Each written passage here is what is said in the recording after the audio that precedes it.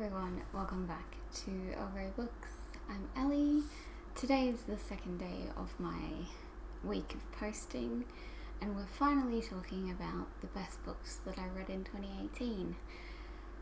It took me so long to do this video because I was planning on doing like a creative version of this, where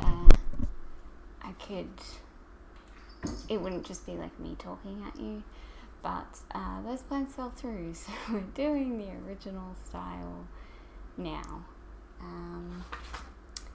So I picked out 10 books, and that wasn't on purpose. I just went through my Goodreads, and these were the 10 books that felt like favourite for the year.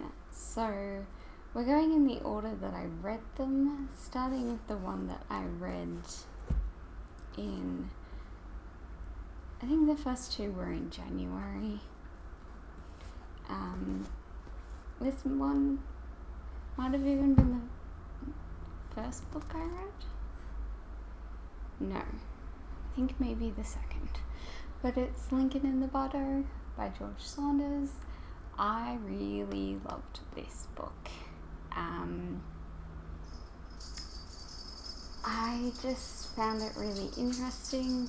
It's not the sort of thing that I would usually read. I don't really read historical literary fiction. I don't really read either of those things separately. That's a lie. I like historical fiction. But it's told in a really interesting way, in that it's not just like conversations or like conversations and dialogue are the same thing. Like description, it's like there are like ghosts talking and all this sort of stuff. It's about Abraham Lincoln and his son who passed away quite young. And yeah, I really liked this, and I'm excited to read some more Saunders, possibly. I'm not quite sure yet. Next one is an absolutely beautiful book that everyone on the planet should read, and that is, of course, The Haiti View by Angie Thomas. This is definitely one of my favourite books of all time. I've since seen the movie twice over the span of about, I think maybe 36 hours. I just really love this book, and the movie is also great. I'm going to be rereading this as part of Blackathon in February, so I'm super excited to get back into this. It's been, I think I also read this one in January, so it's been just over a year since I've read it, and I'm so excited. And then I feel like I don't have to give a synopsis about what happens here, but I think it's even better if I don't. But I would highly recommend it. Even if you don't read YA, I think it's an incredibly important book that everyone should be reading. Next, I have this is kind of like an underdog. I didn't know whether I would enjoy this. I just sort of picked it up so I ordered it from Better World Books because it was the only place I could find it. There was cat hair attached to it, and yeah, it was cheap and I wasn't sure whether I would enjoy it, but here it is. This is Passing by Neela Larson. This is set in the 20s, I want to say. I'm not sure. I think it's the 20s. But it's about a woman named Claire. She's African American, but she's pale enough that she can pass as a white woman, and she's decided to do that in her life and to cover up her heritage. Her husband is a racist? People who are prejudiced against rice. She's married to a racist white man who's unaware of her I just can't speak today. Her heritage, and then she runs into an old friend Irene, who is also light-skinned but has decided to stay in the African American community, and it's about the difference between them, and it's about identity and family. And I mean,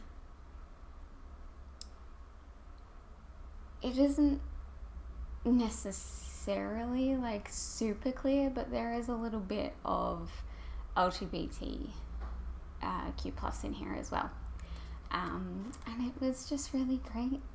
I didn't expect to love it as much as I did. It's really short.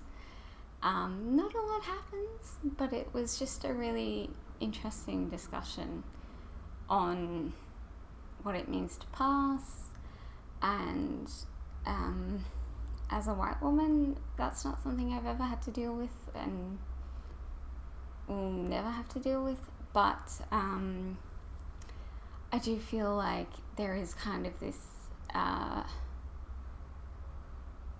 topic of passing in the disabled community as well, which I am a part of, so I kind of enjoyed reading it with that kind of in mind as well.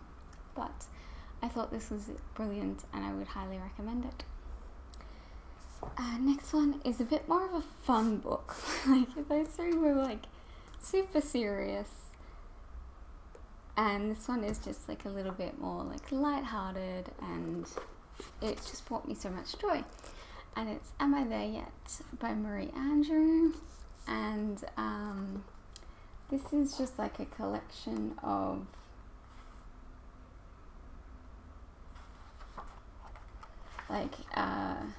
Marie Andrew's illustrations, and then there's also a few like short essays in there. It's mostly illustrations, the essays are maybe like 1 or 2 pages long, but I really enjoyed them. They were really well done, and like I said, this one just brought me so much joy. It was just like I just needed a little bit of happiness, and Marie Andrew always provides that for me. So I love this. I think it's a great book to give as a gift. Even if they don't like reading, it's just sort of very relatable, and it makes you smile. And there's sometimes a bit of it that's a bit like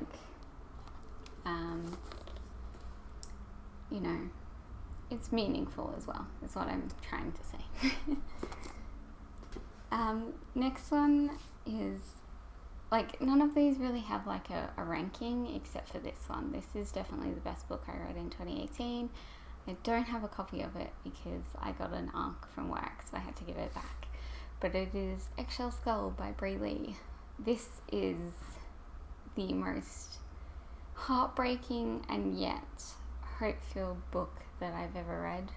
It is a story about Bree Lee working in the legal system in Brisbane, which is a city up in a sort of like top half of Australia, and she works on a lot of sexual assault cases, especially to do with children, but she's also dealing with her own sexual assault as sort of a young girl, and it's really, really emotional. But there is still a lot of hope in there. It's not one that just like crushes your soul and then like leaves you. It's like Bree Lee crushes your soul, but then she's like, it's gonna be alright because I'm gonna kick ass for those of you who can't. And I just love it, and I sell this book to everyone I possibly can that comes in to the store and is looking for a good book. So absolutely, if there's only one book you pick off this list, I would say Eggshell Skull. And that's very hard to say because a lot of these are really important books, but Eggshell Skull is just incredible. Speaking of important books, here's another one. This is Not That Bad, which is edited by Roxane Gay. This is essays from different people, so like authors, actresses, musicians, just regular people, about their experiences with rape and rape culture. This made me cry, like a lot. Like, this is Eggshell Skull, but without the hope.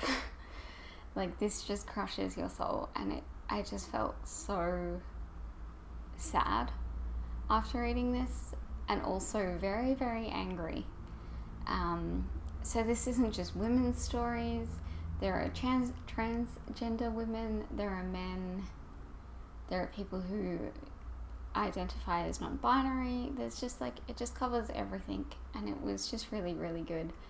And yes, I couldn't not put it on this list. Like, I don't think this is a book for everyone, because I don't think everyone can appreciate it. And the people who've written in this are so raw that I just, yeah, it's just very intense. And I love it, but I admit that it's not a book for everyone. Kind of, I guess this is a little bit more lighthearted than those, but I have The Song of Achilles by Madeline Miller. I got this one for my birthday from my best friend Angel, who I love, and yeah, I started reading it like immediately after everyone had left the next day, and yeah, it just made me so happy, but also like broke my heart. And this is the story of Achilles, and I don't know how you say his name. Patroclus, maybe? I'm just gonna call him Pat for the purposes of this video. So it's the story about them as young boys growing into young men and their relationship. And obviously it's Greek mythology, and it was just really, really great. And I love Greek mythology, so this was just perfect. And it's just such a beautiful cover. And it's like, I don't think you can see it on camera, but it's like textured. Oh, I love this series, the Bloomsbury Modern Classics. Highly recommend them. They're also just really nice to read. So, yes, this was a good book. The next two I don't actually have my copies of right now, but I have The Beauty That Remains by Ashley Woodfolk. Oh my god, this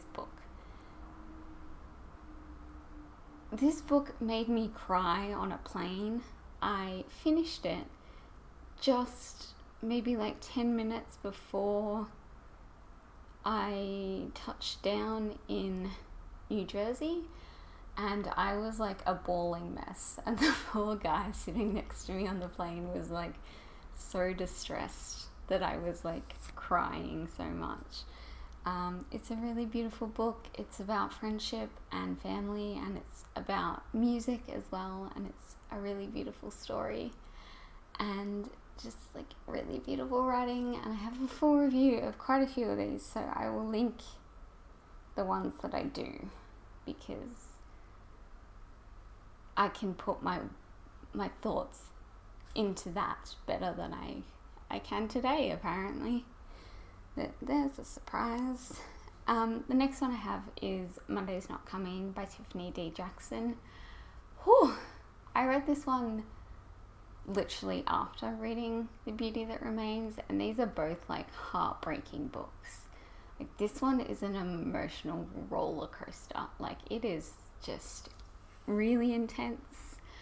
I had started reading it and I was a little bit unsure about it, and then I heard Sylvia from Wish Fulfillment talk about it, and she really enjoyed it, so I was like, oh, okay, maybe it gets better. Whew, it did. It's kind of a difficult book to explain. So the main character's best friend, Monday, doesn't turn up at school one day, and then she just doesn't turn up, and she just keeps not showing up. and it's about her trying to like work out what's happened to her friend. There's a lot of things about friendship and family, and a little bit about love in there, and school and being a teenager. Like, she has a really rough time, and I just loved it.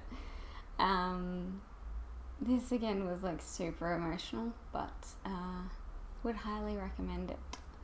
And I'm super excited because Tiffany J. Jackson has a book coming out later this year, and I'm super excited to read that one. And then the final one I do have my copy of, and this is a happy one again. This is Pages & Co. Tilly and the Book Wanderers by Anna James. This is the first book in a little like middle grade series. So in this, the main character Tilly can like bring book characters out of books. So for example, there's Alice from Alice in Wonderland, and there's Anne from Anne of Green Gables, and it's just like a really beautiful story. I don't feel any real connection to either Alice or Anne. I didn't read the books in my childhood, but I just really love this idea. Like, I totally would have bought like the Baudelaire children and the children from the Magic Faraway Tree series, which is like over there, which is why I'm looking over there. Like, I would have had a great time as a kid. But yeah, like I mentioned, this is the first book in the series, and I'm really excited to read the rest of the series. It's just one that makes me really happy. So I loved it. And there we are. Those are finally my top books of 2018. Tomorrow I'm going to be doing a most disappointing reads of 2018. So I will see you all then. Thank you so much for watching. Bye.